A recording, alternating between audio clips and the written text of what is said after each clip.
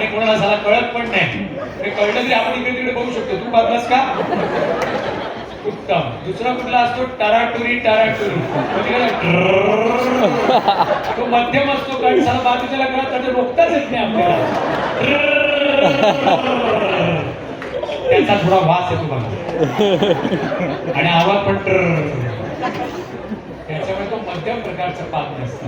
सगळ्यात बेकार जे पाचतात ते म्हणजे फुसकुले ढुसकुले, म्हणजे जे फुसकी सोडतात ढुसकी सोडतात ना. त्याचा वास येतो, आवाज येतो, मोठ्याने ठॉक ना ट्र होतं.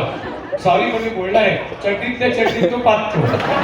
तो पण कसा चिप असा आवाज येतो आणि तो फक्त आपल्यालाच येतो आणि मग त्याचा पहिला वास घाण पडतो फार आणि सगळ्या सर्वदूर पसरतो. सगळे म्हणायला लागतं वास आला वास आला. आणि असा वास आल्यानंतर हा जर तिसऱ्या प्रकारचे तुम्ही पाहत असाल तर तुम्हाला जगण्याचा अधिकारच नाही. ते कुठे वीर असेल तर जीव मारा. गेल्या खाताय कशाला, जगताय कशाला? पालण्यासाठी जगताय, खायचं पाजायचं, खायचं पाजायचं. आणि त्यामुळे तुम्हाला सांगतो, मुळातच पाजूच नका. पादा मोठ्याने पादा. पण आठवड्यात एकदा पाजलं तर प्रकृती चांगली आहे. फिटनेस ठेवा. संध्याकाळी 7च्या नंतर खाऊ नका.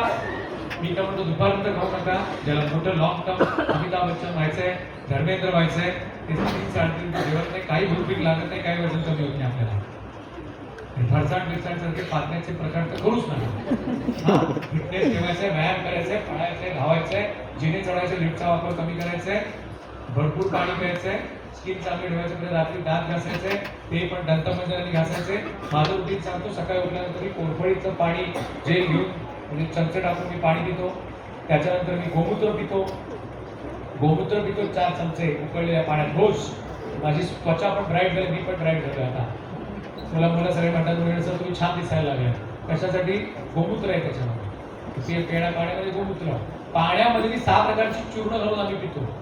त्याच्यानंतर मी रोज सकाळी रात्री भिजवलेले बदाम आणि मेनुका खातो.